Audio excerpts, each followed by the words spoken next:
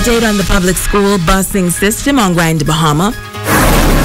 The Deputy Prime Minister giving an update on the Grand Lucayan Resort. And a local school finding unique ways to reach out to behaviorally challenged students. The Bahamas Tonight Northern Edition starts now. This is the Bahamas Tonight, the Northern Edition. Good evening, all. I'm Shashina Wolf-Atkinson. As always, it is so great to have you with us. Topping the news tonight, it's day 2 of the new school term in education. Officials say the new busing system is working and all is in order. When hundreds of students returned to the classrooms following the Christmas break yesterday, there was some controversy regarding the bus system. A few bus drivers assembled outside the Harold de Gregory complex to protest the termination of their contracts. And while there were concerns of students being disadvantaged yesterday, education officials say it was smooth sailing except for a minor hiccup at the Maurice Moore Primary School. Well, today our ZNS News team visited several schools in the Freeport area, and we were told that there were no issues with bus transportation.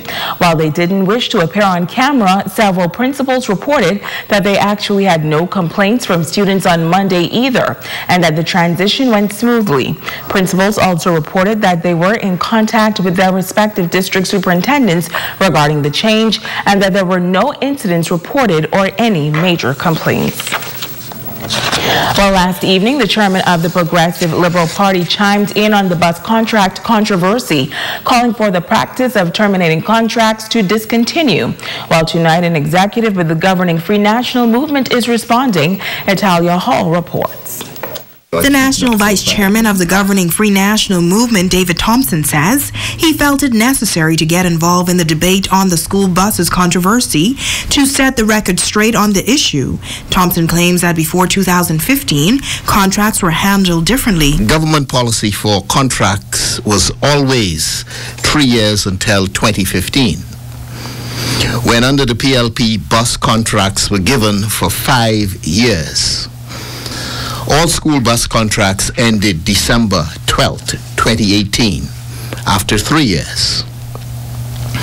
Proper legal notice was given, and this was done in accordance with the law and the terms of the contract. Thompson taking the opposition to task for its criticisms over the recent termination of bus contracts. The F&M executive member is charging that under the former administration, school vendors were terminated, but he says in that case the vendors did not receive notice of termination. Lunch vendors were called in one room Friday before Monday school opening, and their contracts terminated, while in the next room, new lunch vendors selected by the PLP signed their contracts. The PLP dismissed them despite no notice and with no consideration for money they had already spent on supplies. And when asked if he believes that the contract should be given to F&M supporters, F&M members, like all other ordinary Bahamians, deserve a level playing field, and therefore it would be natural for them as members of our community to have been selected to give bus contract services, yes. Now there have been concerns about children not getting to school on opening day due to the change in bus contracts. But Thompson says that is untrue, noting that all students were transported to school. And as for the charges that the new bus drivers do not own a bus or have proper insurance, when it comes to all matters related to road traffic, transportation, that we have a ministry and a department that is very qualified to deal with all such complaints, and anyone who have any such complaints could please see the road traffic department at the NIB building here in Freeport. The National Vice Chairman says that the Free National Movement will continue to treat all business owners who drive the local economy with respect. Italia Hall, ZNS Network News. Well, the state of Grand Bahama and plans for 2019 discussed by Deputy Prime Minister Peter Turnquist over the weekend. Tonight he's giving an update on the Grand Lucayan Resort, its voluntary separation packages and other projects that are expected to take shape soon. Deputy Prime Minister, the Honorable Peter Turnquest, says that there is still significant interest in the Grand Lucayan property. The government is hopeful that the island's premier property will be sold by June of this year. But in the interim, he shares how the hotel is faring. So we continue to have to support the hotel through this period.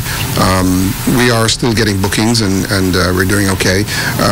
The board is working on a few deals that will hopefully help us to share some of the burden. But once we are through this voluntary separation package, we'll know better where we are in terms of the operating cost and what that may mean. But so far, we are operating within our anticipated budget for the hotel, and so we are optimistic that we'll meet our targets. And of course, the overriding objective is to sell to a third party as soon as we can. Back in October, the government, through a press release, made it clear that voluntary employment separation packages would be made available to current employees of the hotel should they wish to discontinue. A list of nearly 150 employees were compiled and submitted.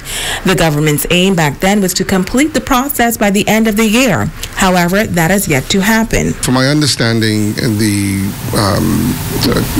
board is finalizing the payment structure with the unions. We have funded the severance payments from our side, from the government side, and now the board will finalize with the unions the details of the payouts for each individual member and make the final settlements. We expect that it will happen very shortly. I know that there's some additional details that were being negotiated. Where they are at this particular point, I'll be honest with you, I really don't know.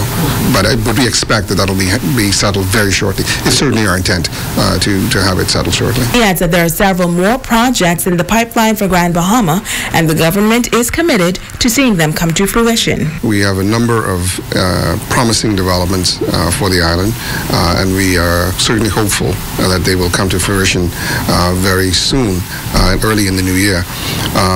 It is a little early to talk about specifics because, again, these types of deals go through different phases, and we certainly wouldn't want to raise the expectation of Grand Bahamians. We've been through this. We know how this works. But we are very optimistic that we will see some significant turnaround in the first half of this year. Meantime, the Grand Bahama Chamber of Commerce is preparing to install a new slate of officers elected to look after the affairs of the business community. Come Friday, January 18th, the new executives will be installed at the Grand Lucayan Resort during a luncheon meeting. The new chamber president is Buckeye executive Greg LaRota. First vice president is Daniel Lowe of Future Homes Realty. Dan Romance of Bradford Marine is the second vice president. Ormond Sanders of Connet Bahamas is the treasurer, and Ralph Hepburn of UNEXO is the secretary to the Chamber of Commerce. Serving as second-year directors are Charles Pratt, Kiara Jones, and Adrian Carey. First-year directors Leslie Baptista, Lawrence Palmer, Anton Brooks, Dennis Knowles, Carmel Churchill, and Christine Van der Lind. You're watching the Bahamas Tonight, the Northern Edition. Stay with us. There's more news right after the break.